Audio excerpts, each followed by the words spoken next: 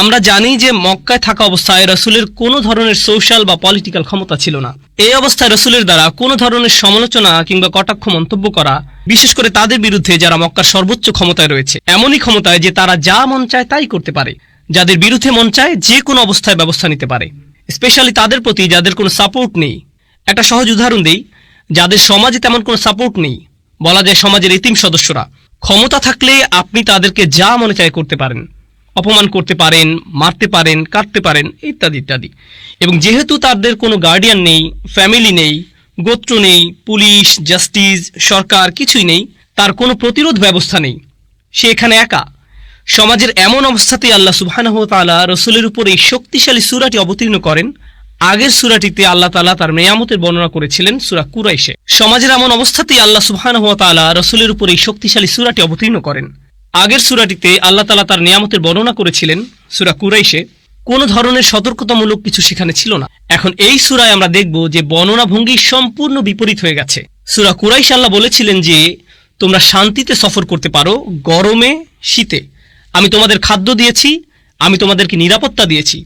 শুধু আল্লাহর নিয়ামতের বর্ণনা, কোনো সতর্কতামূলক কিছু নেই। এখন যখন আল্লাহর নিয়ামত জানার পরেও তাদের আচরণে কোনো পরিবর্তন হলো না, সাইকোলজির ভাষায় এটাকে বলা হয় পজিটিভ রিইনফোর্সমেন্ট। পজিটিভ রিইনফোর্সমেন্ট যখন কাজ হলো না, তখন নেগেটিভ রিইনফোর্সমেন্ট ছাড়া উপায় নেই। এই আচরণের পরিণতি কি হতে পারে? আল্লাহ তাআলা এখন তীক্ষ্ণ ভঙ্গিতে তাদের বুঝিয়ে দিচ্ছেন। আপাত দৃষ্টিতে যদি আপনি এই সূরাটির অনুবাদ পড়েন, আপনার কাছে মনে হতে পারে যে সূরাটিতে আসলে দুটো গ্রুপের কথা বলা হচ্ছে। সূরাটি আপনার কাছে দুই ভাগে বিভক্ত বলে মনে হবে। এটি খুবই সংক্ষিপ্ত একটি সূরা, মাত্র 7টি আয়াত। আরাআইতাল্লাযী ইউকাযযিবু বিদ্দীন ফাযালিকাল্লাযী ইয়াদউল ইয়াতীম ওয়া লা ইয়াহুদ্দু আলা তুআমিল মিসকিন। এটা হচ্ছে প্রথম ভাগ, 3টি আয়াত। সাধারণভাবে যদি অনুবাদ করা হয়, আপনি কি দেখেছেন তাকে যে বিচার দিবসকে মিথ্যা বলে? সে তো সেই ব্যক্তি যে এতিমকে গলা ধাক্কা দেয় আর মিসকিনকে খাদ্যদানে উৎসাহ দেয় না। আমি এখনই গভীর বিশ্লেষণে যাচ্ছি না, শুধুই সরল অনুবাদ নিয়ে আলোচনা করছি। তো এটা ছিল এক ধরনের মানুষদের নিয়ে আলোচনা। এখন এই সূরার দ্বিতীয় অংশের ভিন্ন মানুষদের নিয়ে আলোচনা চলছে। ফাওয়াইলুল লিল মুসাল্লিন আল্লাযীনা হুম আন সালাতিহিম সাহুন আল্লাযীনা হুম ইরাউন ওয়া ইয়ামনাউনাল মাউন। সাধারণ অনুবাদে, অতএব দুর্ভোগ সেই নামাজীদের জন্য যারা তাদের নামাজ আদায়ের ব্যাপারে অমনোযোগী, যারা লোক দেখানোর জন্য তা করে আর প্রয়োজনীয় গৃহ সামগ্রী অন্যকে দেয় না। আপাত দৃষ্টিতে মনে হয় যে এখানে দুটা গ্রুপের কথা বলা হচ্ছে। যখন আমরা সূরাটি গভীরভাবে পর্যালোচনা করব, তখন আমরা দেখব যে এটা আসলে একটি গ্রুপের কথা বলা হচ্ছে, একটি গ্রুপের কথা বলছে। এবং ইনশাআল্লাহ আমরা সূরাটির প্রথম ভাগ এবং দ্বিতীয় ভাগের ভিতরে একটা কানেকশন খোঁজার চেষ্টা করব। লক্ষ্য করে দেখুন, সূরাটির প্রথম ভাগে যার কথা বলা হচ্ছে পরিষ্কার যে সে বিশ্বাসী নয়, কিন্তু দ্বিতীয়ার্ধে যাদের কথা বলা হচ্ছে তারা নামাজ পড়ছেন। সেটা ঠিক যে তারা লোক দেখানো নামাজ পড়ছে বা নিজেকে জাহির করার সস্তা বানাচ্ছে, কিন্তু তারপরও অ্যাটলিস্ট তারা নামাজ পড়ছে। তাই মনে হয় যেন নিশ্চয়ই এখানে বিশ্বাসীদের কথা বলা হচ্ছে। খেয়াল করুন, আমি বলেছিলাম যে কোন কোন আলেম বলেন যে সূরাটি মাদানী সূরা, আবার কেউ কেউ বলেন যে সূরাটির দ্বিতীয় অংশ মাদানী, কারণ এখানে দেখা যাচ্ছে যে মানুষেরা নামাজ পড়ছে এবং লোক দেখানো কাজ করছে, অর্থাৎ মুনাফিকি। আর আমরা জানি যে মুনাফিকি মক্কার কোনো সমস্যা ছিল না, বরং এটা মদিনার সমস্যা ছিল। এই বিষয়টি বিবেচনা করে কেউ কেউ বলে থাকেন যে এটি একটি মাদানী সূরা, অর্থাৎ মনে হয় যেন সূরাটির প্রথম অর্ধ কাফেরদের সম্পর্কে বলছে এবং দ্বিতীয় অর্ধেক মুনাফিক সম্পর্কে বলছে।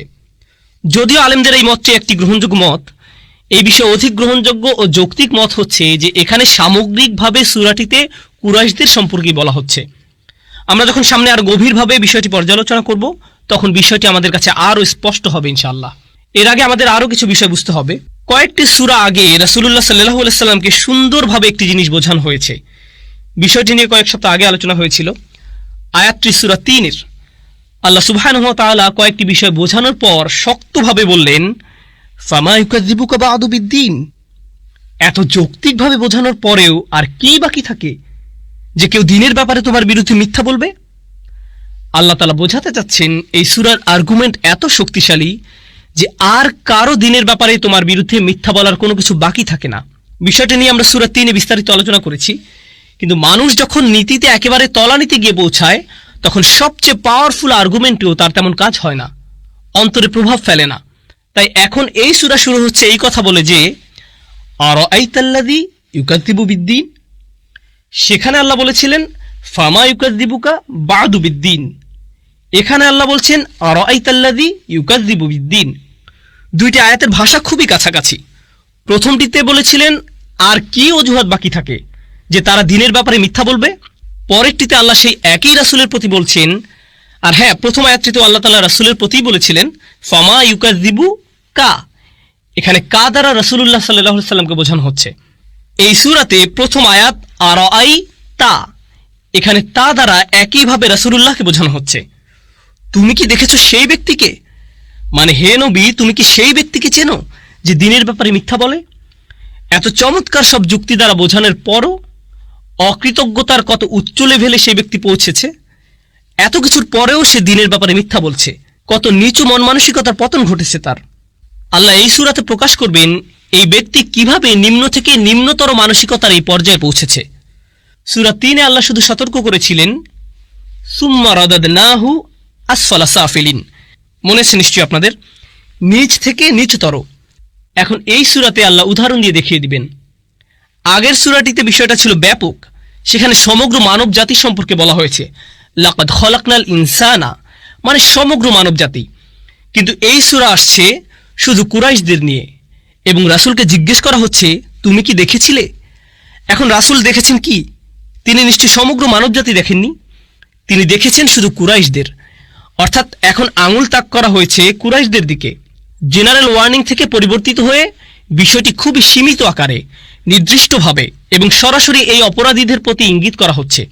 আরও নির্দিষ্টভাবে বললে কুরাইশ লিডারদের প্রতি ইঙ্গিত করা হচ্ছে, সেটা আমরা শীঘ্রই দেখতে পাবো ইনশাআল্লাহ। তো আরাআইতা প্রথম শব্দগুলো, এটা একটা অলংকারিক প্রশ্ন, তুমি কি দেখেছিলে। এতক্ষণ আমরা দুই ধরনের প্রশ্ন পেয়েছি যা আল্লাহ তাআলা তার বার্তাবাহককে করেছিলেন সাল্লাল্লাহু আলাইহি সাল্লাম। আল্লাহ বলেন আলাম তারা, তুমি কি দেখো নাই, এটা সূরাতুল ফিলে ছিল। আল্লাহ বলেন আলাম তারা কাইফা ফাআলা রাব্বুকা বিআসহাবিল ফিল, আলাম তারা কাইফা ফাআলা রাব্বুকা বিআদ। অর্থাৎ এই আলাম তারা হচ্ছে তুমি কি দেখোনি, আর এখন আরাআইতা তুমি কি দেখেছিলে। তাহলে দুইটা শব্দের মধ্যে পার্থক্যটা কি? আচ্ছা, প্রথমটা আলাম তারা, যেমনটি আমরা বুঝেছিলাম সূরাতুল ফিলের আলোচনায় এবং অন্যান্য জায়গায়, এটা আসলে সেই অবস্থাটা বোঝায় যখন রাসূল সাল্লাল্লাহু আলাইহি সাল্লাম পরাভূত হয়ে পড়েন, অথবা চাপগ্রস্ত হন, অথবা একের পর এক ওহীর ভারে নুয়ে পড়ার অবস্থা। তিনি দাওয়াত দিয়েই যাচ্ছেন অথচ ফল পাচ্ছেন না, এবং তিনি দেখেন যে সকল ক্ষমতা বিরোধীদের হাতে, আর ওনার হাতে কিছুই নেই। ঠিক এরকম সময়ে আল্লাহ স্মরণ করিয়ে দেন তোমার কি আগের সেই ঘটনাগুলো জানা নেই যেগুলোর পরিণতি ঘটেছিল আমার হাতে, এবং কিভাবে আমার সাহায্য পৌঁছায়। তুমি কি দেখো নাই। এই যে তুমি কি দেখো নাই, এটা সে সকল ক্ষেত্রেই ব্যবহার করা হয় যখন রাসূলুল্লাহ ভোগান্তির মধ্যে থাকেন সাল্লাল্লাহু আলাইহি সাল্লাম। কিন্তু এখন এক্ষেত্রে আল্লাহ তাআলা রাসূলের কঠিন অবস্থা নয়, বরং শক্ত অবস্থান দেখাচ্ছেন, তাদের দিকে ইশারা করছেন যাদেরকে নিচু দৃষ্টিতে দেখা উচিত। কুরাইশদের ছোট করে দেখতে বলছেন, অর্থাৎ দুর্বল বা পরাভূত অবস্থা থেকে আল্লাহ তাআলা এখন রাসূলকে শক্তিশালী অবস্থানে নিয়ে আসছেন সুবহানাহু ওয়া তাআলা। আলোচনা আরও অগ্রসর হলে আমরা বিষয়টি আরও ভালোভাবে বুঝবো ইনশাআল্লাহ।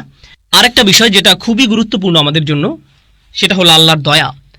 শেখ মুতাওয়াল্লি আশ-শাওরি রাহিমাহুল্লাহ তার ক্লাসে এই সূরার উপর আলোচনা করতে গিয়ে দারুণ একটা মন্তব্য করেছেন। তিনি বলেন একজন শিক্ষক প্রায়ই এমন প্রশ্ন করেন যেটা তিনি জানেন যে তার ছাত্ররা এই প্রশ্নের উত্তর ভালোভাবেই দিতে পারবে। এর মাধ্যমে শিক্ষকের উদ্দেশ্য থাকে যাতে করে প্রশ্নটির দ্বারা ক্লাস সরব হয়, ছাত্ররা মজা পেয়ে জেগে ওঠে। গণিতের শিক্ষক হঠাৎই জিজ্ঞেস করে বসে 2 + 2 = কত। টিচার অবশ্যই জানেন যে ছাত্ররা এটা সহজেই বলে দিবে, তারপরেও তিনি প্রশ্নটা করেন যাতে তারা অন্যমনস্ক না হয়, তাদের মনকে ক্লাসে উপস্থিত রাখার জন্য, চিন্তাভাবনা সচল রাখার জন্য শুধু তারা এই প্রশ্নটি করা। এটা যে কোনো উত্তম শিক্ষকের স্টাইল বলা যায়, এ ধরনের অলংকারিক প্রশ্ন করা। টিচিং প্রফেশনে এরকম উদাহরণ সবসময় দেখা যায়। আল্লাহ তাআলা এখানে শিক্ষকের ভূমিকায় আছেন, আর তিনি তার শ্রোতাদের সাথে ঠিক এই কাজটাই করছেন। শ্রোতার মধ্যে রাসূল সাল্লাল্লাহু আলাইহি সাল্লাম নিজেই একজন। আর আশ-শাওকানী রাহিমাহুল্লাহর মত অনুযায়ী কুল্লু যী আকলিন, প্রত্যেক মানুষ যার বিবেক আছে সকলের প্রতি আল্লাহ এই প্রশ্ন করছেন, তোমরা কি দেখোনি। পর্যবেক্ষণের জন্য আল্লাহ সকলকে বলছেন যে শিক্ষা আল্লাহ দিচ্ছেন নিজেদেরকে সেটার মধ্যে রেখে চিন্তা করার আদেশ এখানে করা হচ্ছে। কারণ আমরা এই আয়াতের শিক্ষা শুধুমাত্র পড়ার মধ্যে অর্জন করতে পারবো না। দুনিয়া সম্পর্কে চিন্তা সাথে আল্লাহ আমাদের যেটা বোঝাতে চাচ্ছেন সেটা পর্যবেক্ষণের মাধ্যমেই আমরা এই আয়াতের শিক্ষা লাভ করতে পারি। আল্লাহ আমাদের চিন্তা করতে বলছেন, মুক্ত মন নিয়ে আশেপাশের বাস্তবতা পর্যালোচনার জন্য বলছেন। তো কোন বিষয়ে আল্লাহ তাআলা আমাদের পর্যবেক্ষণের জন্য বলছেন? আর আইতা শব্দটার পর সূরাটিতে যে শব্দটা আসছে সেটা হচ্ছে আল্লাযী, মানে যার দ্বারা করা হয়েছে। এই আল্লাযী শব্দটা ক্লাসিক্যাল তাফসিরে দুইভাবে অর্থ করা হয়েছে। এটা খাস, মুখতাস, মানে নির্দিষ্টভাবে শুধু একজন কাফিরকে বোঝানো, নির্দিষ্ট একজন অবিশ্বাসীর প্রতি ইঙ্গিত করা হচ্ছে। যেমন আস ইবনে ওয়াইল, ওয়ালিদ ইবনে মুগীরা, আখনাস ইবনে শুরাইক কিংবা আবু জাহল, অথবা সবার পরিচিত আবু লাহাব। সামনে যেহেতু আবু লাহাবের নামে একটা পূর্ণাঙ্গ সূরা আসছে, তাকে ধরে নেওয়া যৌক্তিক। আবার সে ছিল ট্রেজারার, এটাও একটা কারণ হতে পারে। কাবা ঘরে যত দান সদকা আসতো সেগুলোর বন্টনের দায়িত্ব ছিল তার উপর, অর্থাৎ এতিম অসহায়দের প্রতি অবিচার করতে পারে এমন ব্যক্তিদের মধ্যে সে অন্যতম। মূলত সূরাটিতে যে বিষয়ে আলোকপাত করা হচ্ছে, তাহলে 1 নম্বর মত দ্বারা স্পেসিফিকভাবে শুধুমাত্র একজনের প্রতি ইঙ্গিত করা হচ্ছে এমনটা বোঝাচ্ছে। 2 নম্বর মত হচ্ছে আল্লাযী দ্বারা এমন যে কোনো ব্যক্তি বোঝায় যার উপর সূরাটির বিবরণ খাটে, সার্বজনীন, মানে নির্দিষ্ট করা নয়। আল্লাহ এখানে কারো প্রতি ইঙ্গিত করছেন না। আল্লাহ বলেননি আর আইতা ওয়ালিদ, তুমি কি দেখেছো ওয়ালিদকে? আর আইতা আখনাস ইবনে শুরাইক, আল্লাহ এভাবে বলেননি। তাহলে যখন তিনি তাদের নাম উচ্চারণ করেননি, তারা এই আয়াতের ভেতর পড়তে পারে, তবে এটা শুধু তাদের মধ্যে সীমিত থাকছে না। এটা হচ্ছে মূল কথা। তাদেরকে বোঝানো হচ্ছে, তবে সীমাবদ্ধ থাকছে না। তবে এখানে মজার বিষয় হচ্ছে যে অন্যায়কারী, যার মধ্যে অন্যায়ের অনুভূতি বর্তমান, তাকে যদি আপনি বলেন তুমি কি সে ব্যক্তিকে চেনো যে দ্বীনের ব্যাপারে মিথ্যা বলে? মনে করুন আপনাদের কারো মধ্যে অন্যায়ের ফিলিংস রয়েছে। যেমন ধরুন আপনি কথায় কথায় সন্তানের উপর রেগে যান, এই ভুলের অনুভূতি আপনার মধ্যে আছে। এখন আমি সবার সামনে বললাম, জানেন কিছু মানুষ তাদের সন্তানদের সাথে খুবই বাজে ব্যবহার করে। তো আপনি সাথে সাথে চিন্তা শুরু করবেন, তাকে কে বলল? অথবা আমাকে বলে উঠবেন, আপনি আমার দিকে তাকিয়েও কেন বলছেন? অথচ আমি আপনার দিকে তাকিয়ে বলছি না। তারপরেও আপনার মনে হবে আমি আপনার দিকে তাকিয়ে বলছি। কেন? কারণ আপনার মধ্যে আপনার কৃত অন্যায়ের অনুভূতিটা বিদ্যমান আছে, আর আপনি নিজেই সেটা প্রকাশ করে দিচ্ছেন। হ্যাঁ, নিজেই সেটা প্রকাশ করে দিচ্ছেন। তো এই আল্লাযী শব্দের ব্যবহার দ্বারা অনেকটা এরকম অন্যায়কারীদের প্রতি ইঙ্গিত করা হচ্ছে, যাতে তারা ওভাবে ভাবে যে আমার কথা বলা হচ্ছে নাকি, আমার সম্পর্কে তাদেরকে কে জানালো, তাদের এত বড় সাহস কিভাবে হলো। মানে আল্লাযী শব্দটা তাদের এভাবে চিন্তা করতে বাধ্য করছে। তারা ভাবছে রাসূলুল্লাহ তাদের বিরুদ্ধে সরাসরি কথা বলছেন, হয়তোবা প্রকাশ্যে নয়, কিন্তু অন্তত পক্ষে ততটুকু প্রকাশ্যে যতটুকু বললে তাদের সম্মানে লাগে। আর তারা চিন্তায় পড়ে যায়। মানুষজন হয়তো ভাববে যে এই সূরাটিতে আমাকেই তিরস্কার করা হয়েছে। তো আসলে এই সূরাটির তেলাওয়াতের মাধ্যমে সমাজে রীতিমতো একটা সংঘাতের আবির্ভাব ঘটেছে। আমাদের বুঝতে হবে যে কোরআন যখন নাজিল হয় তখন সেটি পাঠশালার দার্সের আকারে হয়নি। যখন কোরআনের প্রতিটা আয়াতের আবির্ভাব ঘটে এবং রাসূলুল্লাহ সাল্লাল্লাহু আলাইহি ওয়াসাল্লাম তেলাওয়াত করেন, আয়াতগুলো সোসাইটিতে কাফেরদের জন্য হাজারো সমস্যার সৃষ্টি করে। তাদের জন্য রীতিমতো আকাশ থেকে পড়া বজ্রপাতের মতো হয় এক একটা আয়াত। এক একটা আয়াত তাদের প্রতি এক একটা আক্রমণের মতো, এক একটা ধাক্কা। এতে তাদের জারিজুরি সব ফাঁস হয়ে যায়। তাদের অনুভূতি হয় এমন যেন আয়াতগুলোর দ্বারা তাদের ফাউন্ডেশন চুরমার করে দেওয়া হচ্ছে। সামগ্রিকভাবে এই সূরার চিত্র যা আমাদের সামনে আছে অনেকটা এরকমেরই। সুবহানাল্লাহ। এরপর আসছে আল্লাযী ইউকাযযিব। আমাদের এই দুইটি লাইনের মধ্যে পার্থক্য বুঝতে হবে। আল্লাযী ইউকাযযিবু বিদ্দীন আর আল্লাযী ইয়াকফুরু বিদ্দীন, যে দ্বীনের ব্যাপারে মিথ্যা বলে।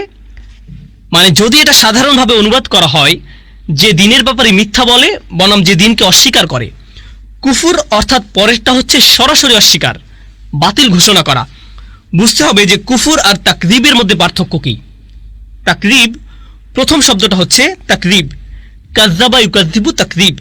দুটো শব্দের মধ্যে পার্থক্য কি? কুফর হচ্ছে সরাসরি অস্বীকার ও প্রত্যাখ্যান করে দেয়া। এখন তাকযীব মানে কারো বিরুদ্ধে মিথ্যা বলা। আরবিতে একটি ইন্টারেস্টিং শব্দ। আপনি যখন কারো নামে মিথ্যা বলছেন মানে তাকে শত্রু বানিয়ে নিচ্ছেন। সাথে আরও কিছু বিষয় আছে। আপনি তাকে মিথ্যাবাদী বলছেন মানে যে তাকযীব করছে সে দ্বীনকে মিথ্যা বলছে, রাসূলুল্লাহকে মিথ্যাবাদী বলছে। অর্থাৎ ইউকাযযিবু বিআয়াতিল্লাহ, ইউকাযযিবু বিরাসূলিল্লাহ সাল্লাল্লাহু আলাইহি সাল্লাম। সাথে এটা এমনটা বোঝাচ্ছে যে আপনি জানেন এটা সত্য, কিন্তু তারপরেও জেনে শুনে এটাকে মিথ্যা বলে দিচ্ছেন। একজন কাফির শুধুই অস্বীকার করছে, সে এটাকে সত্য মানেইনি, এটা সত্যতা সে বোঝেইনি, জাস্ট বাতিল করে দিয়েছে প্রথমেই। যাই হোক, কিন্তু ইউকাযযিবু মানে সে ব্যক্তি জেনেছে এটা সত্য, তারপরেও সিদ্ধান্ত নিয়েছে এটাকে মিথ্যা সাব্যস্ত করার, মানে সে নিজেই প্রকৃত অর্থে একজন মিথ্যাবাদী যখন সেই কাজটি করছে। একজনকে মিথ্যাবাদী হওয়ার জন্য আমরা জানি এতটুকু যথেষ্ট যে তার ভেতরে যা আছে মুখ দিয়ে তা থেকে ভিন্ন কিছু প্রকাশ হওয়া, যেটাকে মিথ্যাবাদী বলে। তো তার ভিতরে যা আছে তা হচ্ছে যে এই বাণী সত্য, কিন্তু সে চাচ্ছে এই বাণীর বিরুদ্ধে শত্রুতা পোষণ করতে। তো সে জেনে বুঝে দিনের বিরুদ্ধে মিথ্যা বলছে, যদিও তার বিবেক বলছে এই দিন সত্য। সে তার বিবেককে নিজের হাতে একেবারে শ্বাসরোধ করে হত্যা করেছে। তারপর যেটা সে জানে যে চিরন্তন সত্য, সেটাকে মিথ্যা প্রমাণ করছে। সুবহানাল্লাহ। এই হচ্ছে আল্লাযী ইউকাযযিবু শব্দদ্বয়ের সহজ ব্যাখ্যা। সহজে বললে আল্লাহ এখানে শুধুমাত্র একজন প্রত্যাখ্যানকারী যে বলে আমি মুহাম্মদকে বিশ্বাস করি না তার কথা বলছেন না, বরং আল্লাহ তাআলা এখানে একজন কাফিরের সাইকোলজিক্যাল অবস্থা বর্ণনা করছেন এবং তাকে জানান দিচ্ছেন যে আমি জানি তোমার ভিতরে কি চলছে, আমি জানি যে তুমি ইতোমধ্যে এই সত্য স্বীকার করে নিয়েছো, এবং আমি এও জানি যে এটা শুধু তোমার অহমিকা, তোমার অধ্যত্ত স্বভাব আর পাপের প্রতি আসক্তি যা তোমাকে এই সত্য দিন স্বীকার করে নিতে বাধা দিচ্ছে। তাই আমি তোমাকে আল্লাযী ইয়াকফুরু বিদ্দিন না বলে বলবো আল্লাযী ইউকাযযিবু বিদ্দিন। সুবহানাল্লাহ। খুবই তীক্ষ্ণ শব্দের ব্যবহার যেটা এখানে করা হচ্ছে। আরেকটা লক্ষণীয় বিষয় হচ্ছে এখানে আল্লাযী কাযযাবা বলা হয়নি। দেখুন, আরা আইতা ছিল অতীতকালে, তুমি কি দেখেছিলে, তার মানে রাসূলুল্লাহ ইতিমধ্যেই দেখেছেন। আল্লাহ বলছেন না আতারা, তুমি কি দেখেছো। এভাবে বললে হতো বর্তমানকাল, তাদেরকে এখন গিয়ে দেখো, কিন্তু রাসূলুল্লাহ তাদেরকে আগের থেকেই দেখেছেন। যখন বলা হয় ইউকাযযিবু, এটা মুদারে ফর্ম, মানে বর্তমানকাল ব্যবহার করা হচ্ছে। ইয়াদুল্লু আলাল ইস্তিমরার, এর দ্বারা বর্তমান ঘটনা বোঝাচ্ছে, অর্থাৎ তারা দিনের বিরুদ্ধে মিথ্যাচার করে প্রতিদিন।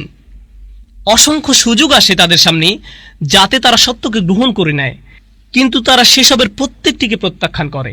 কাযযাবা যদি বলা হতো এর অর্থ দাঁড়াতো সে দিনের বিরুদ্ধে মিথ্যা বলছে একবার, ইউকাযযিবু মানে সে মিথ্যা বলে বারবার। সে অনেক নিদর্শন যাচাই করে, মনে মনে তার সত্যতা সম্পর্কে আরও আশ্বস্ত হয়, কিন্তু বাহিরে সে এটার আরও বিরুদ্ধে আসে এবং একের পর এক তাকযীব আর তাকযীব আবার তাকযীব করতে থাকে। ইউকাযযিবু শব্দ দ্বারা এটাই বোঝাচ্ছে। এখন আমরা যাচ্ছি দিন শব্দটাতে। এর আগে জুজ আম্মার অন্য সূরাগুলোর ব্যাখ্যায় দিন শব্দটা নিয়ে আমরা আলোচনা করেছি। আমি এখন এটা নিয়ে বিস্তারিত আলোচনায় যাচ্ছি না। প্রথমে আমি এই শব্দটির গুরুত্ব সম্পর্কে বলছি, কারণ শব্দটি একটু পর আবার আসছে ইনশাআল্লাহ, যখন আমরা ইযা জাআ নাসরুল্লাহি ওয়াল ফাতহ ওয়া রাআইতান নাসা ইয়াদখুলুনা ফি দীনিল্লাহ। দীনিল্লাহ, দিন সামনে আবার আসবে, এটি সামনে আবার আসছে। সাধারণভাবে, যদিও এটা লম্বা আলোচনা, এই শব্দটার দুইভাবে দেখা হয়। একটা হচ্ছে পারিভাষিকভাবে, আরেকটি আপনি এটাকে দেখতে পারেন সাহিত্যিকভাবে। পারিভাষিকভাবে যেটাকে আরবিতে আল ইস্তিলাহ বলা হয়। কোনো ভাষায় একটা শব্দের প্রচলন বিভিন্নভাবে হয়ে থাকে। এখন আপনি যদি শব্দটি নিয়ে শুধুমাত্র একটি নির্দিষ্ট ক্ষেত্রে ব্যবহার শুরু করে দেন, দিন শব্দটিতে আসার আগে আমি একটা সহজ উদাহরণ দিয়ে বিষয়টি বোঝাই।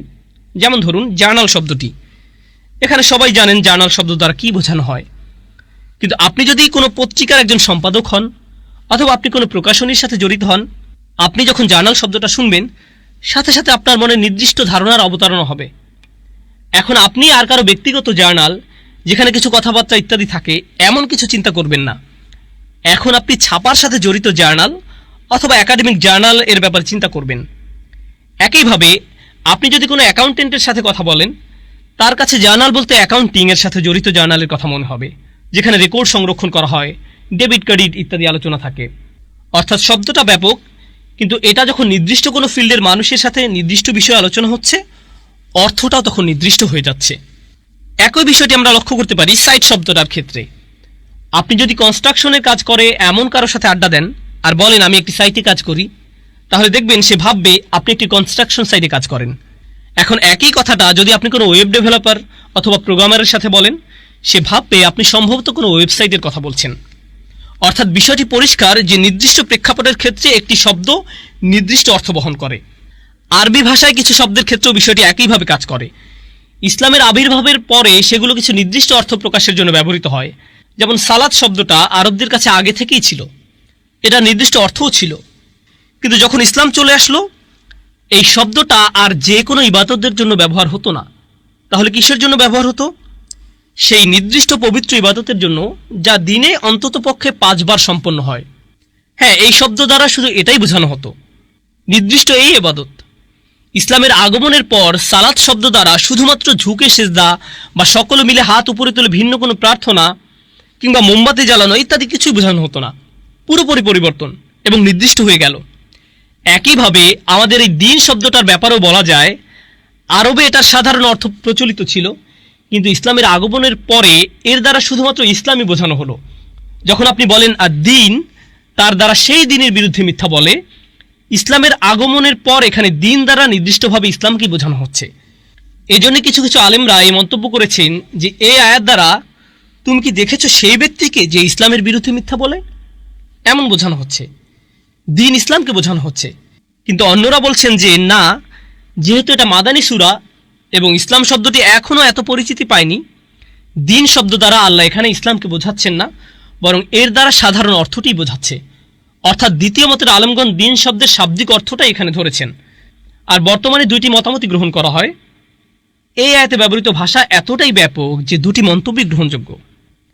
আচ্ছা, তাহলে প্রথম অপিনিয়নটি ছিল যে তুমি কি সেই ব্যক্তিকে দেখেছো যে দিন ইসলামের বিরুদ্ধে মিথ্যা বলে, মানে মিথ্যা বলে রাসূলের বিরুদ্ধে, কোরআনের বিরুদ্ধে, ইসলামের বিরুদ্ধে, লা ইলাহা ইল্লাল্লাহু মুহাম্মাদুর রাসূলুল্লাহ সাল্লাল্লাহু আলাইহি সাল্লাম এই ধারণার বিরুদ্ধে। কিন্তু এখানে দিন শব্দে রয়েছে ভিন্ন আরেক অর্থ, যেটা এসেছে দানা ইয়া দিনু থেকে। শাব্দিকভাবে এটার অর্থ দাঁড়ায় ধার দেয়া, যা অবশ্যই হিবা থেকে ভিন্ন। আরবিতে হিবা শব্দের অর্থ হচ্ছে উপহার দেয়া।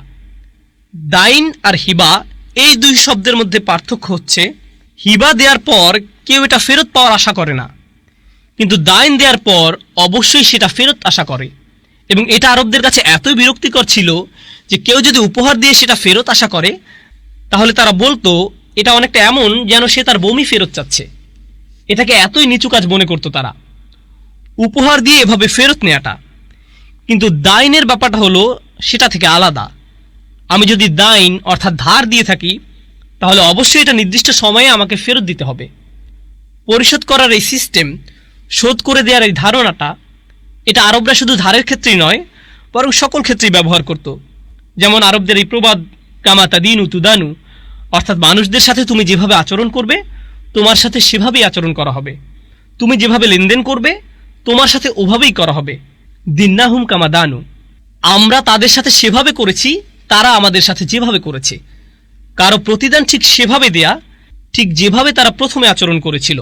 এভাবে যদি হিসাব করা হয় দিন বলতে, তাহলে প্রতিদান বোঝায়।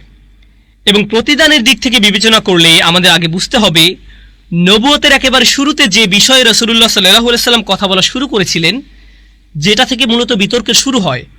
আপনাদের মনে আছে হয়তো, রাসূলুল্লাহ পাহাড়ের উপর উঠলেন এবং মানুষদের কিছু বলা শুরু করলেন। প্রথম যে কনসেপ্টের দিকে তিনি মানুষদের মনোযোগ আকর্ষণ করতে চাইলেন, তাওহীদের ভিত্তি হলো মূলত 3টি ধারণা। 1, আল্লাহর একাত্মবাদ, আল্লাহ তাআলা একক সত্তা এই ধারণা। 2, মুহাম্মদ যে আল্লাহর রাসূল অর্থাৎ রিসালাতের ধারণা। 3, পরকাল। এখন মক্কার মানুষদের জন্য যেটা বড় সমস্যা, সবচাইতে বড় বাধা ছিল, সেটা হচ্ছে এই পরকাল। আপনি মৃত্যুর পর ঠিক সেভাবে জেগে উঠবেন যেভাবে ঘুম থেকে সকালবেলা জেগে ওঠেন। এটা তাদের কাছে কোনোভাবেই গ্রহণযোগ্য ছিল না। আর দাইন বা দিনের এই ধারণা অন্য সব জায়গা থেকে সবচেয়ে বেশি যেখানে কার্যকর হয়, সেটা হলো আপনার প্রত্যেক ভালো কাজ আর প্রত্যেক খারাপ কাজের হিসাব, সেটা হচ্ছে এই পরকালে। এজন্য আশ-শাওকানি এবং অন্যান্য আলেমগণ এই বিষয়ে মন্তব্য করেছেন, দিন শব্দটি এই আয়াতে পরকালের হিসাব নিকাশ ও পুরস্কারের দিকে ইঙ্গিত করে ব্যবহার হয়েছে। অর্থাৎ তুমি কি দেখেছো সেই ব্যক্তিকে যে পরকালীন প্রতিদান দিবসের এই কনসেপ্ট, তার কাজকর্মের পুঙ্খানুপুঙ্খানু বিচার হবে যেখানে, সেই পরবর্তী জীবনের বিরুদ্ধে মিথ্যা বলেছে? তারা এটা মেনে নিতে পারছিল না। বিষয়টা ভালোভাবে বুঝতে চেষ্টা করুন। আমি আগেও বলেছি, সূরাটি কুরাইশদের দুর্নীতির জারিজুরি ফাঁস করে দেয়। আমরা দুর্নীতির একেবারে রুট লেভেল সম্পর্কে এখান থেকে জানতে পারবো।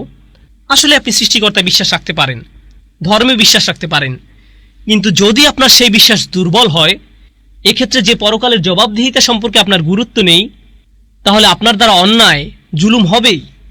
যদি আপনি ধার্মিকও হন, এমনকি নামাজও পড়েন। এবং আমি একথা কেন বলছি যে যদি আপনি নামাজও পড়েন, কারণ আল্লাহ এই সূরাতে তাদের কথাই বলছেন যারা নামাজ পড়তো, অথচ তারপরেও সাথে জঘন্য অপরাধে লিপ্ত থাকতো, আজেবাজে কাজকর্ম করত। কেন? কারণ পরকালে বিশ্বাসের ধারণা তাদের মধ্যে ছিল না। আপনারা হয়তো জানেন, যে কোনো মানুষের জন্য যে বিষয়টি সবার আগে অপরাধ কর্ম থেকে দূরে থাকতে সাহায্য করবে সেটা হচ্ছে কাজের পরিণতির ভয়। একটি লাল বাতি সিগন্যাল, সাথে উপরে ক্যামেরা ফিট করা আছে, এমন হলে তাকওয়া অন্তরে অটোমেটিক সেট হয়ে যাবে, স্বাভাবিক। এইভাবে যে কাউকে থামিয়ে দেওয়া যাবে, কারণ এভাবে পরিণতি ভয়ঙ্কর হতে পারে। আমাকে জরিমানা করা হতে পারে, কিংবা আমি আমার লাইসেন্স হারাতে পারি। পুলিশ অফিসার তো আমার পাশেই দাঁড়িয়ে আছে। আবার মাঝে মাঝে আমরা গায়েবের উপরও বিশ্বাস রাখি। আরে, পুলিশ অফিসার তো আশেপাশেই কোথাও থাকতে পারে, যদি চলে আসে। আল্লাযীনা ইউমিনুনা বিল গায়ব, ঠিক না? অর্থাৎ বিষয়টি হচ্ছে, যদি আপনার অন্তরে এই ধারণা দৃঢ় থাকে যে অপরাধের দরুন আপনাকে পরিণতি ভোগ করতে হবে কিংবা কাজের প্রতিদান দেয়া হবে আপনাকে, তাহলে আপনি অপরাধ থেকে দূরে থাকবেন, অথবা আপনি পুনরায় আবার চিন্তা করবেন। তাই আল্লাহ তাআলা সূরাটি শুরু করেছেন, তুমি কি দেখেছো সেই ব্যক্তিকে যে প্রতিদান দিবসের এই ধারণার বিরুদ্ধে মিথ্যা বলে? আবারও চলুন আমরা দুটি বিষয় একত্র করে নেই। সে এটার বিরুদ্ধে মিথ্যা বলছে, মানে তার মনের কোনো এক কোণায় অবশ্যই এই ধারণা মজুদ আছে যে হয়তো আমাকে কাজের ফলাফল ভোগ করতে হবে, কিন্তু সে মনের এই চিন্তাকে উড়িয়ে দেয় এবং এটা নিয়ে হাসি ঠাট্টা করে। আচ্ছা, তোমরা তাহলে জাহান্নামকে ভয় করছো? ওখানে তো অনেক গরম না? জান্নাতে গেলে কি কি পাবে তোমরা? এরপর জান্নাত নিয়েও তারা ঠাট্টা করে। কিন্তু তাদের মনের কোথাও না কোথাও এই প্রশ্ন ঘুরে ফিরে আসেই, হয়তো মৃত্যুর পরেও কোনো জীবন আছে যেখানে জবাবদিহি করতে হবে। কিন্তু হঠাৎ জেগে ওঠা মনের এই চিন্তাকে তারা মনের মধ্যেই কবর দিয়ে দেয়, এটা সম্পর্কে মিথ্যা বলে এবং নিজেদের নিত্যদিনের জীবনযাপন নিয়ে এগিয়ে যেতে থাকে, কারণ তাদের কাছে এসব নীতি চিন্তার কোনো পাত্তা নেই। আর হ্যাঁ, এই সূরাটি সেই সমস্ত লোকদের নিয়ে আলোচনা করছে যারা বেপরোয়া, কোনো কিছুতেই যাদের কোনো কিছু যায় আসে না। সামনে আমরা বিষয়টি আরো ভালোভাবে বুঝবো ইনশাল্লাহ। অফি কালামি হাতফুন আল মানা। আর এই বর্ণনার বাচনভঙ্গির দ্বারা যা বোঝা যায়, এই বর্ণনা ভঙ্গির পেছনে আছে বিশেষ উদ্দেশ্য। মাঝে মাঝে আল্লাহ অনেক ছোট বাক্য বলেন, কিন্তু লাইনগুলোর ফাঁকে ফাঁকে আরো বেশ কিছু বক্তব্য থাকে। আরবিতে এটাকে হাতফ বলে, অর্থাৎ বিশেষ কোনো কাজ, মিশন। তো আমরা এটাকে ব্যাখ্যা করব এবং আলেমদের বিভিন্ন মত দ্বারা আল্লাহ কি বোঝাতে চাচ্ছেন তা ক্লিয়ার করবো ইনশাআল্লাহ। আর আইতাল্লাযী ইউকাযযিবু বিদ্দীন। তুমি কি দেখেছো সেই ব্যক্তিকে যে শেষ বিচারে এই কনসেপ্টকে মিথ্যা বলে? সে কি সঠিক নাকি ভুল? সে কি সত্য পথে আছে নাকি মিথ্যায়? তুমি কি ভেবে দেখেছো তার অবস্থাটা? এটা হচ্ছে পরিপূর্ণ অর্থ উপরের আয়াতে যা বোঝানো হচ্ছে। ওয়ালিদ ইবনে মুগীরা, আস ইবনে ওয়াইল, আখনাস ইবনে শুরাইক, আবু জাহল, আবু লাহাব ইত্যাদি মানুষরা এই আয়াতের গণ্ডির ভেতরে পড়ছে। এবং সাধারণ অর্থে বর্তমানেরও অসংখ্য মানুষ যাদের এমন মেন্টালিটি আছে, এবং দেখা দ্বারা এখানে যা বোঝানো হচ্ছে, একভাবে বুঝলে এটার অর্থ দ্বারা আক্ষরিকভাবেই দেখা বা চর্মচক্ষু দ্বারা দেখা। অর্থাৎ রাসূলকে সাধারণভাবে জিজ্ঞেস করা হচ্ছে, তোমার চোখ কি ওই লোকদের কর্মকাণ্ড পড়েনি? তোমার চোখে কি ওই সমস্ত লোকদের কর্মকাণ্ড পড়েনি? অর্থাৎ সরাসরি দর্শনের কথা বলা হচ্ছে, কিন্তু অন্য মত থেকে জানা যায় এই দেখা দ্বারা চিন্তা ভাবনার কথা বোঝানো হচ্ছে। তুমি কি এই লোকদের পরকালকে মিথ্যা বলার দাবিটি চিন্তা করে দেখেছো? একটা হচ্ছে আক্ষরিক অর্থে দেখা, আরেকটা হচ্ছে অলংকারিক অর্থে দেখা। যেমন আগে উদাহরণ দিয়েছি, আমি যদি বলি আমি দেখেছি আপনাকে, মানে বোঝায় আসলেই আপনাকে দর্শন করেছি।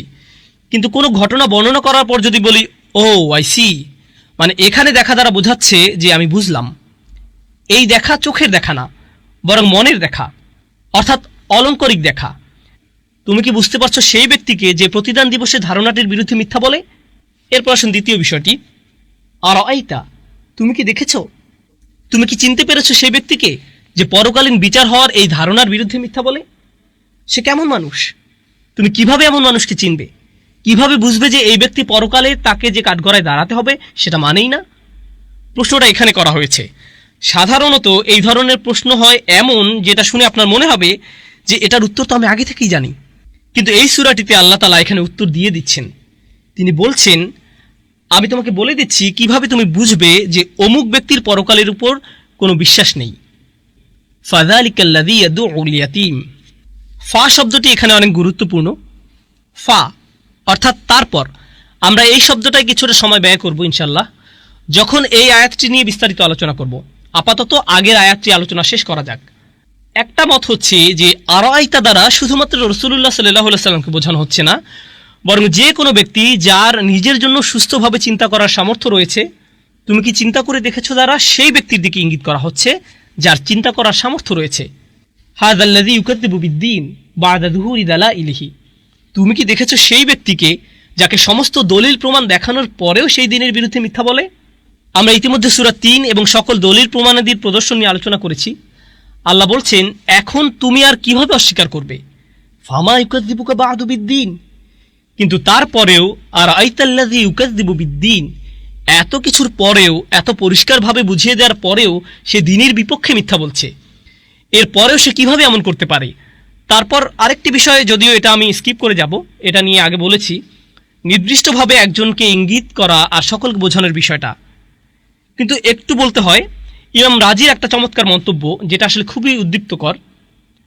আল্লাহ নিশ্চিত করেছেন যে পরকালকে অস্বীকার করাই হচ্ছে সকল প্রকার অবিশ্বাস আর বিদ্রোহের পিছনের মূল কারণ, মৌলিক, একেবারে গোড়ায় যে বিষয়টি মানুষদের ধর্ম থেকে দূরে রাখে। নবী রাসূলদের কাছে ওহী পাঠানো হয়, এটা বিশ্বাস করা অতটা কঠিন নয়, কেননা এটা মানুষের বিবেককে নাড়া দেয়। সৃষ্টিকর্তা এক, এই ধারণা বুঝে নেয়া এটাও কোনোভাবেই কঠিন নয়। মূলত পরকালে আমাকে জবাবদিহি করতে হবে আমার কাজকর্মের জন্য, এই কনসেপ্টটিতেই মূল সমস্যা মানুষের। কারণ এর মানে আমাকে আমার জীবনযাপন পদ্ধতি পরিবর্তন করতে হবে, কিন্তু মানুষজন এটা করতে চায় না। বাল ইউরিদুল ইনসানু লিয়াফজুরা আমামাহ, মানুষ চায় তার সামনে থাকা নিয়মকানুন ডিঙিয়ে যেতে, পাপের পথে অগ্রসর হয়ে নিয়ম শৃঙ্খলার তোয়াক্কা না করে একেবারে সেগুলোর বিরুদ্ধে বিদ্রোহ চালিয়ে দিতে। শৃঙ্খলা বিধির কোনো পাত্তা নেই তার কাছে, এবং এটাই হচ্ছে সেই মূল কারণ যেটার কারণে দিন ধর্ম সে মানতে রাজি নয়। এই বাস্তবতা খুবই কঠিন তার জন্য, মেনে নেওয়া খুবই দুরূহ। জানেন নিশ্চয়ই, যখন বাস্তবতা খুব কঠিন হয় মানুষ চায় সেটা থেকে পালাতে। অনেকেই এরকম করে থাকে, আমরা তাদেরকে এক কথায় কাপুরুষ বলে থাকি। আসলেই আপনি চাকরির জন্য আবেদন করলেন, হলো না, দু একবার চেষ্টা করার পর আপনি হাল ছেড়ে দিয়ে বাস্তবতার পাশ কাটিয়ে এখন ঘরে বসে ভিডিও গেম খেলছেন। এই যে এই ধরনের বাস্তবতা থেকে পালিয়ে বেড়ানো টাইপের চিন্তা ভাবনা, এটাই হচ্ছে সেই সব মানুষ যার কথা বলা হচ্ছে। বাস্তবতা হচ্ছে তাকে তার কৃতকর্মের ফল ভোগ করতে হবে, কিন্তু এসবে তার একদমই মাথা ব্যথা নেই। সে শুধু পাশ কাটিয়ে পালিয়ে বেড়াচ্ছে, নিজের মন মতো দুনিয়া বানিয়ে নিয়েছে যেখানে কোনো জটিলতা নেই, দিন রাত ফুর্তি করে বেড়াচ্ছে, আগামী দিনের জন্য কোনো চিন্তা নেই। আপনারা অবশ্যই এই ধরনের কিছু কথাবার্তা শুনে থাকবেন। আজকের জন্য বাঁচো, জীবন খুবই ছোট, যা করার করে নাও, জীবন তো একটাই। হ্যাঁ, সেটা ঠিক যে দুনিয়ার জীবন একটাই, কিন্তু এ ধরনের দৃষ্টিভঙ্গির মানুষ যারা জীবনের একমাত্র উদ্দেশ্য বানিয়ে নেয় আনন্দ ফুর্তি, তারাই হচ্ছে ওই শ্রেণীর যারা পরকালের প্রতিদান দিবসের অস্তিত্বকে অস্বীকার করে। চলুন এখন আমরা সূরাটির পরবর্তী ধাপে অগ্রসর হই ইনশাআল্লাহ তাআলা। আমরা ইতিমধ্যে দিন শব্দটার বিভিন্ন দিক নিয়ে আলোচনা করেছি, দিন ও হিবার পার্থক্য দেখেছি, ওগুলো নিয়ে কথা বলেছি, ওগুলো নিয়ে আর বলছি না। ফাযালিকাল্লাযী ইয়াদউল ইয়াতীম, এখন পরের আয়াতটিতে চলে যাচ্ছি। আল ইজাজু বিল হাযফ, এই আয়াতের মধ্যে কিছুটা রূপক বর্ণনা আছে। আপনি যদি আসলেই জানতে চান দিনের বিরুদ্ধে আসলে কে মিথ্যা বলে, জেনে নিন এ হচ্ছে সে যে ইয়াতিমদের গলা ধাক্কা দেয়। ফা অক্ষরটি এখানে এটাকে বোঝানোর জন্যই ব্যবহৃত হয়েছে। এই ফা হচ্ছে এখানে প্রমাণ যে পরকালে বিশ্বাস করে না, সে তো সেই যে ইয়াতিমের সাথে খারাপ আচরণ করে। এতিমরা হচ্ছে সে সকল মানুষদের প্রতিনিধি যাদের সমাজে কোনো সাপোর্ট নেই, যাদের সামাজিক কোনো সমর্থন একেবারেই নেই। আর হ্যাঁ, এতিম বলতে নির্দিষ্টভাবে তাদেরকে বোঝায় যারা তাদের বাবা মাকে হারিয়েছে খুবই অল্প বয়সে, অর্থাৎ আরবিতে ইয়াতিম বলতে তাদেরকে বোঝায় না যারা তাদের গার্ডিয়ানদের কিছুটা বয়স হবার পর হারিয়েছে, বরং এর দ্বারা তাদের বোঝায় যারা ছোট থাকতেই বাবা মা হারিয়েছে। এখন কেউ তার বাবা মাকে হারানোর পর, যদিও সেটা তরুণ বয়সেও হয়, তার অনুভূতি কেমন হয়?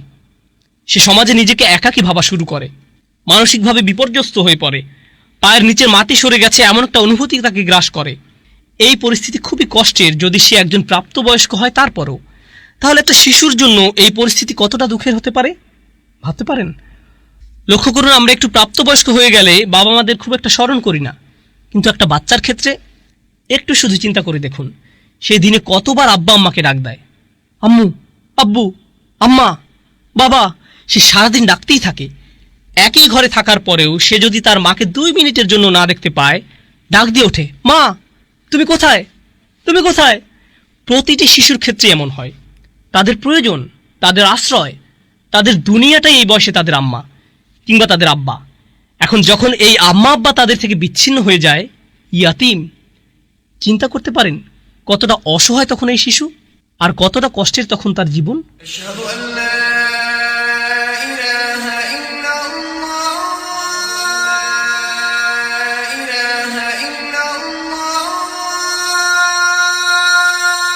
তো তো এই মানুষগুলোই নিঃসন্দেহে সবচাইতে বেশি দয়া, বেশি করুণার দাবিদার, সর্বোচ্চ সমবেদনার হকদার, সমাজে যাদের প্রতি সর্বোচ্চ সম্মান প্রদর্শন করা উচিত। এখন সে ব্যক্তি কেমন মানুষ যে এরকম অসহায়দের তুচ্ছ তাচ্ছিল্য করতে পারে? কতটা জঘন্য, পৈশাচিক মানুষ সে। বুঝতে পারছেন নিশ্চয়ই, যখন আপনি পরকাল অস্বীকার করছেন, আপনি এমন কিছু অস্বীকার করছেন যেটা আপনার অন্তরে আছে। আর অন্তরে বিদ্যমান কোনো কিছু যখন আপনি অস্বীকার করছেন, আপনার অন্তর কিছুটা কঠিন হয়ে যাচ্ছে।